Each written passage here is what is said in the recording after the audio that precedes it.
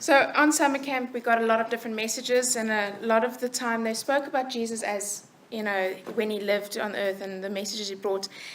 And Jesus taught many lessons, and he taught in many different ways. And in my class at work, I have seen the power of teaching in different ways to get the kids to understand the lesson that I am actually teaching.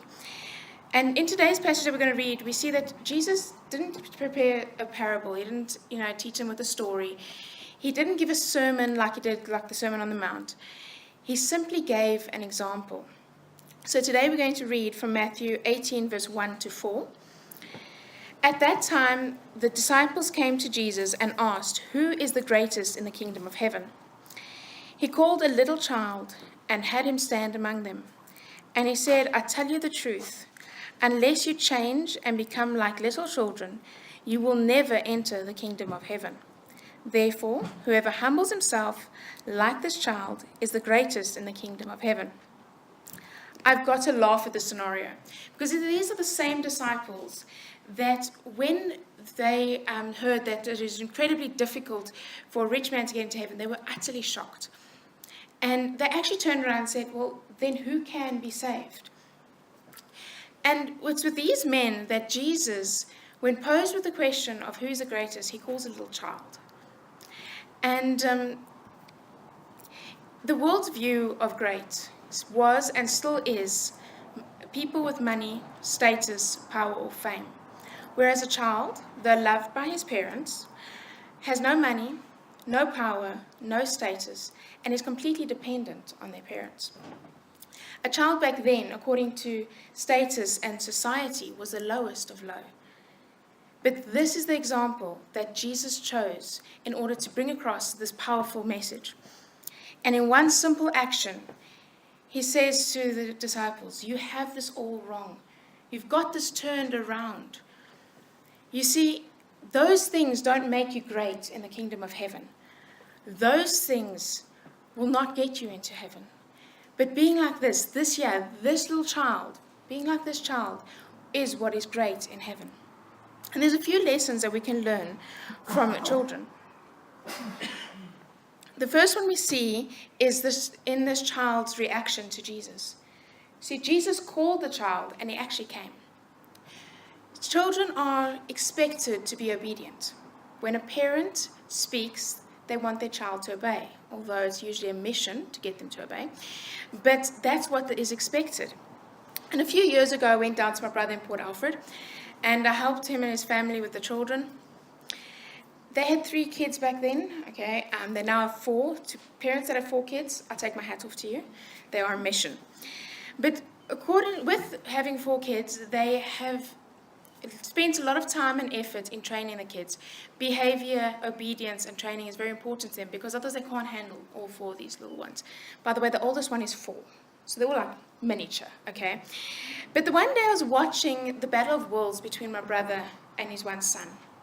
And it was something so insignificant. Like, I really can't even remember exactly what it was that they were arguing about.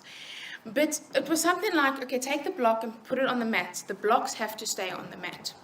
And my brother and his wife are very strict. If they talk, the child has to listen. And it was a nice battle. Obviously, the child was being very difficult. And eventually, he got a hiding. And then, eventually, picked up the block and put it on the mat. And a little while later, I said to my brother, "Why? Why the fuss over something so insignificant? Why do you have to go through all that? Can't you just pick up the block and put it on the mat? I mean, that would be so much easier."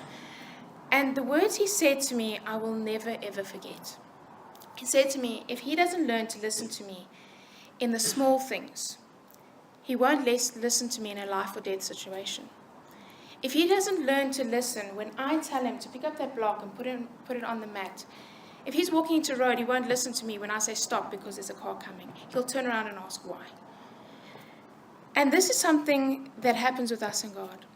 If we don't learn to listen to God's voice and actually get to know God's voice in the small, insignificant things in our everyday life, we won't know what his voice sounds like, and we won't obey in times when it is utterly vital. The next lesson that we can learn from a little child is trust. And I emphasize the word little. Because the older we get, the more we get hurt and the more we get let down. And the less we actually trust. There's a famous saying that says, trust needs to be earned. But a child gives it away freely. So over Christmas time, I was with my sister. Spent a lot of time with the family. And Christmas Eve, so during the day on the 24th, we spent it at her in-laws.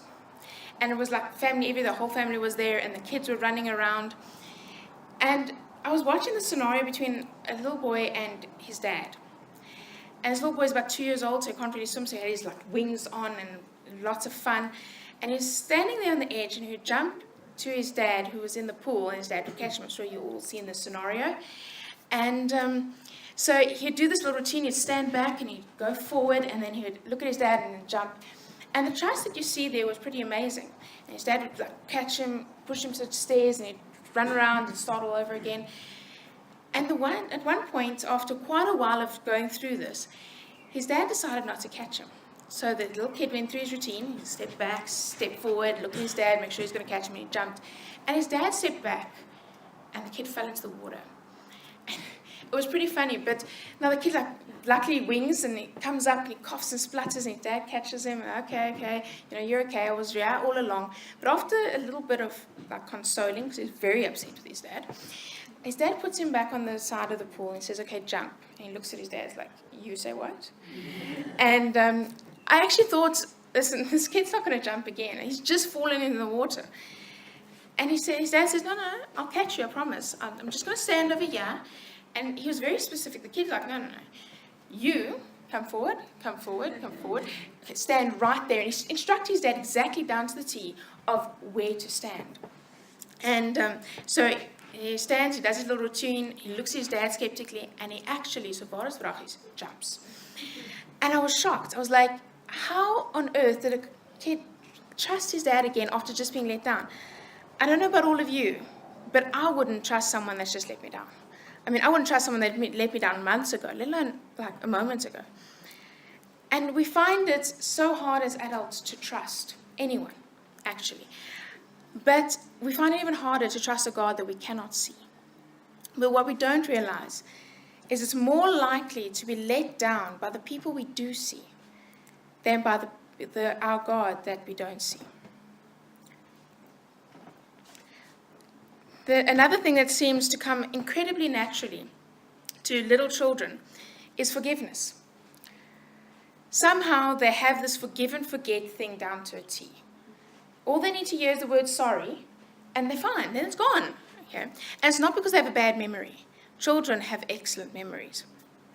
Tell a child today that you're going to give them a sweet tomorrow.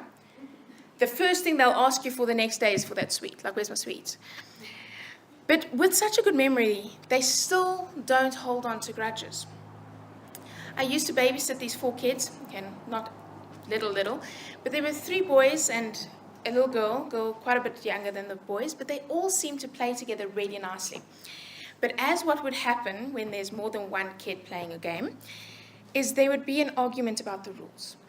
Usually, this one wants to win, so he throws in another rule that he knows will make it more difficult for everyone else, or they're not playing so nicely, so they want to chuck that rule out, and somehow there ends up being an argument.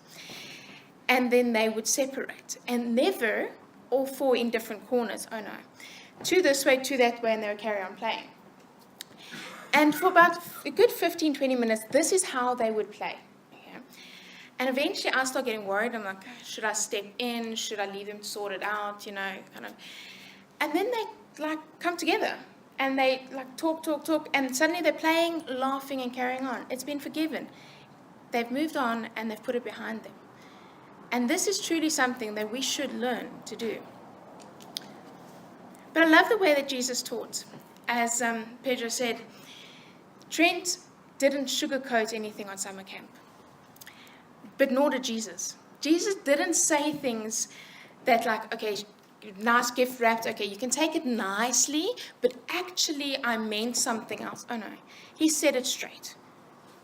And this was no different. The words in verse 3 are rather harsh. He said to his disciples, forget about being the greatest. If you don't change, and some Bibles actually use the word turn. If you don't change or turn and become like a little child, you won't even get into heaven. We have to make a 180-degree turn.